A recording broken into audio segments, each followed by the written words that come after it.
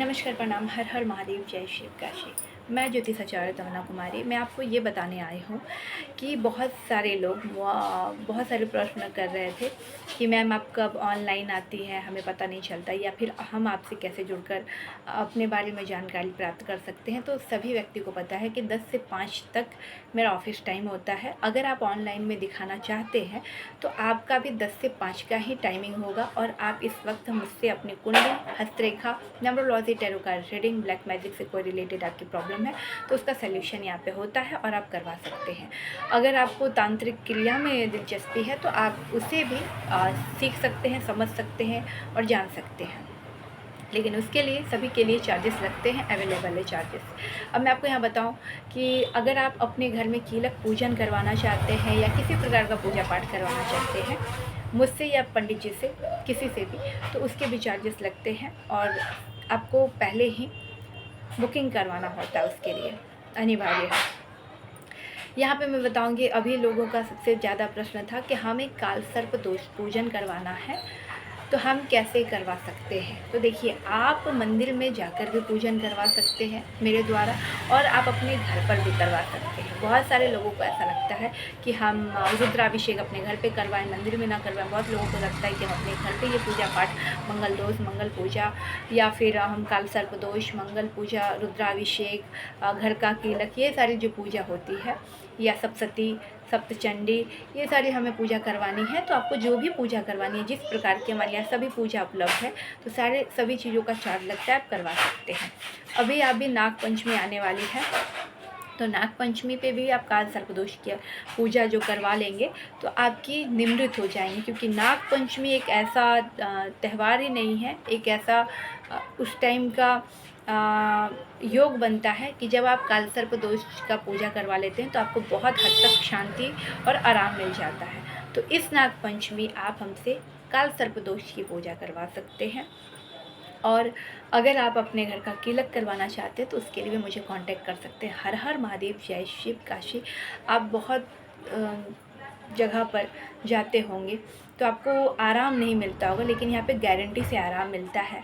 यही यहाँ पे खासियत है, इसीलिए लोग यहाँ पे इतना आते हैं। और मैं आपको बता दूँ कि मेरा नंबर आप सभी लोग जानते हैं और अभी मेरे यहाँ जितने लोग भी हैं तो हृदय से जुड़ते हैं और परमानेंट जुड़े रहते हैं। और एक नहीं, उनके अगर हज़ारों काम भी होते हैं ना तो भी वो हमारे यहाँ ही आते हैं, क्योंकि उन्हें विश्वास हो जाता है। तो यही खासियत होती है कि विश्वास बनाने में बहुत समय लगता है और बिगाड़ने में सिर्फ 2 मिनट लगता है। तो मैं आप सभी लोगों से प्रार्थना करूँगी कि जिनको भी ज़रूरत है वही लोग जुड़े, जिनको ज़रूरत ना हो वो बेवजह ना जुड़े और प्रॉब्लम क्रिएट ना करें, ठीक है।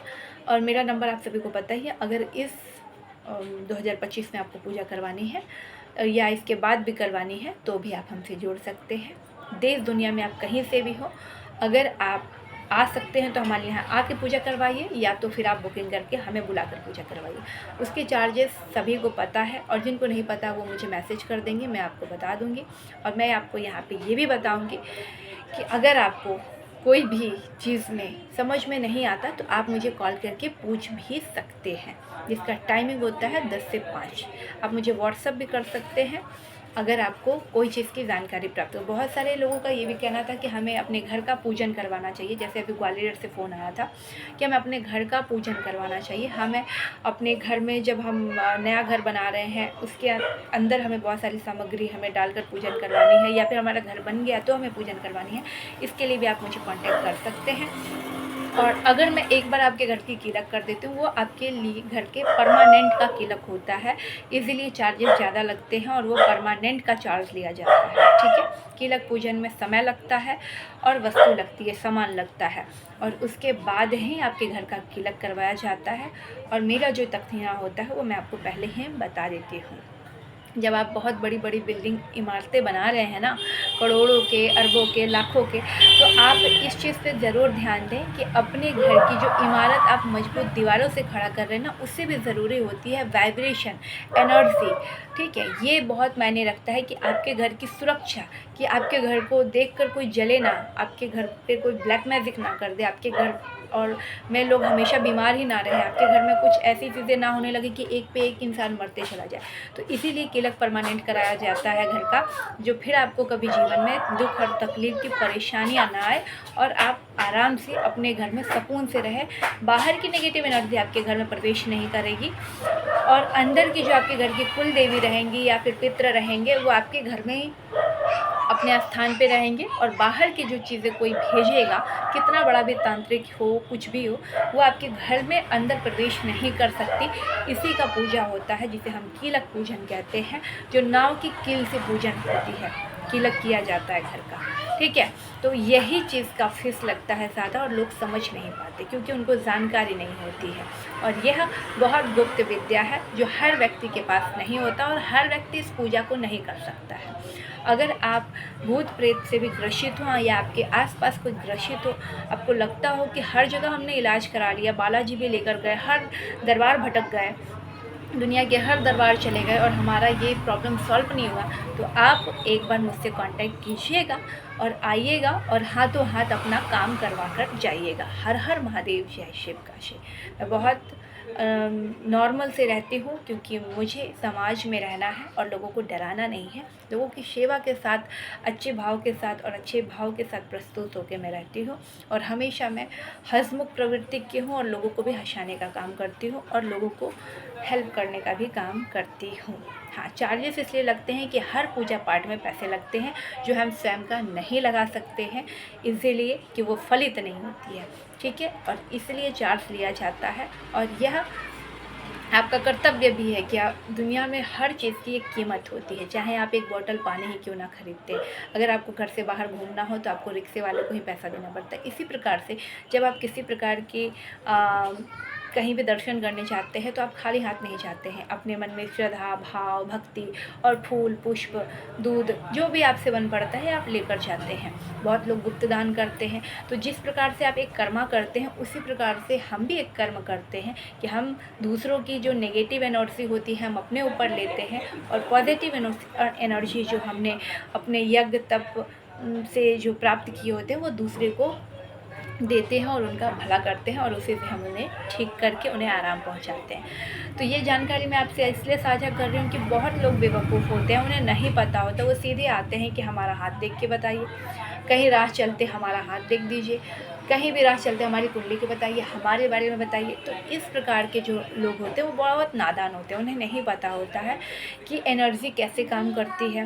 उन्हें ये नहीं पता होता है कि हमें किस तरीके से कब और कब कितने बजे दिखाना चाहिए। बहुत सारे लोग रात में मिलते हैं तो रात में सूर्यास्त के बाद सूर्यास्त होता है, सूर्यास्त के बाद कभी भी अपने हाथ हस्तरेखा किसी को प्रदान ना करें और ना दिखवाएं। जब भी आपको हस्तरेखा दिखानी हो तो शास्त्र ये करता है कि आप शुभ दिखाएं। और पहले के जितने भी लोग थे, आप जब भी अगर अच्छे गुरु से पूछेंगे तो आपको हमेशा सूर्योदय में आपके भाग्य उदय होने का चयन करेंगे और तभी देखेंगे। ये आज के जनरेशन में लोगों ने पैसे कमाने का एक जरिया बना दिया। जो रात भर बैठकर ऑनलाइन बिजनेस करते हैं वो कोई ज्योतिष नहीं होते और वो आपसे ठगी कर लोगों को बेवकूफ़ बनाते हैं। वो रात में देखते हैं, रात में नहीं देखने का प्रथा है।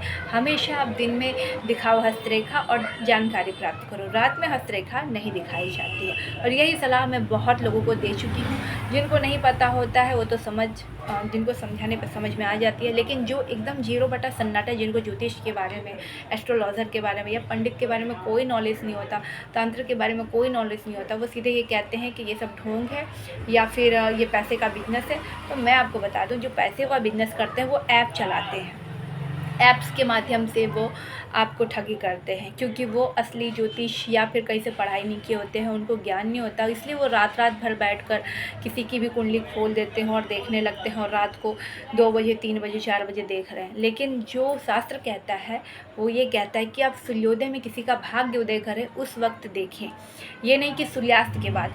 सूर्यास्त जब डूब जाए और फिर आप किसी का भाग्य उदय नहीं कर सकते, क्योंकि सूर्यास्त के बाद एक समय होता है सिर्फ नेगेटिव एनर्जी का। पॉजिटिव एनर्जी में आप किसी को अपनी एनर्जी प्रदान करेंगे। अगर उस पर कोई नेगेटिव एनर्जी है तो वो आपसे पहले बात तो अगर कर लिया गलती से तो वो आपसे दूर भागेगा, कि उसके दिमाग में बहुत सारी चीज़ें आएंगी जिस पे नेगेटिव एनर्जी होती है, बहुत तरीके का सोच आएगा, तो आपसे दूर भागेगा।